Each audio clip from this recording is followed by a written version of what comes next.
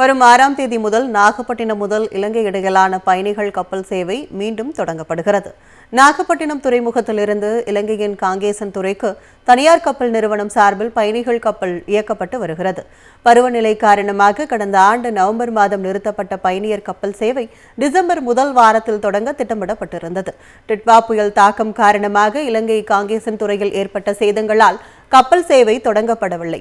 காங்கேசன் துறையில் இயல்பு நிலை திரும்பியதை அடுத்து வரும் 6ஆம் தேதி முதல் நாகப்பட்டினம் முதல் இலங்கை இடையே மீண்டும் பயணியர் கப்பல் சேவை தொடங்கும் என தனியார் கப்பல் நிறுவனம் அறிவித்துள்ளது.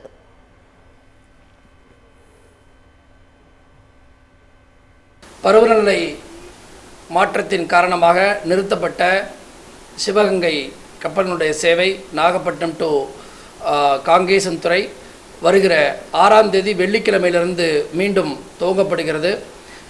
இந்த ஆண்டு இறுதி வரை எந்தவித தடையும் இல்லாமல் பருவநிலை வரும் வரை வெற்றிகரமாக நடைபெறும் என்பதை இந்த நேரத்தில் தெரிவித்துக் கொள்கிறோம்.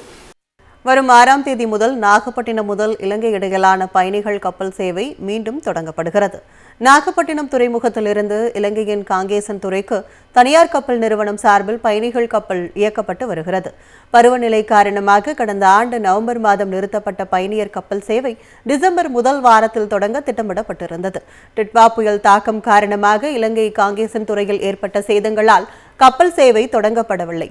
காங்கேசன் துறையில் இயல்பு நிலை திரும்பியதை அடுத்து வரும் 6ஆம் தேதி முதல் நாகப்பட்டினம் முதல் இலங்கை இடையே மீண்டும் பயணியர் கப்பல் சேவை தொடங்கும் என தனியார் கப்பல் நிறுவனம் அறிவித்துள்ளது.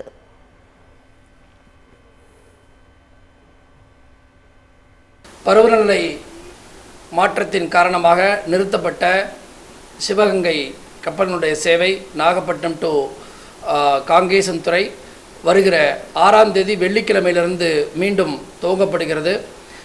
இந்த ஆண்டு இறுதி வரை எந்தவித தடையும் இல்லாமல் பருவநிலை வரும் வரை வெற்றிகரமாக நடைபெறும் என்பதை இந்த நேரத்தில் தெரிவித்துக் கொள்கிறோம்.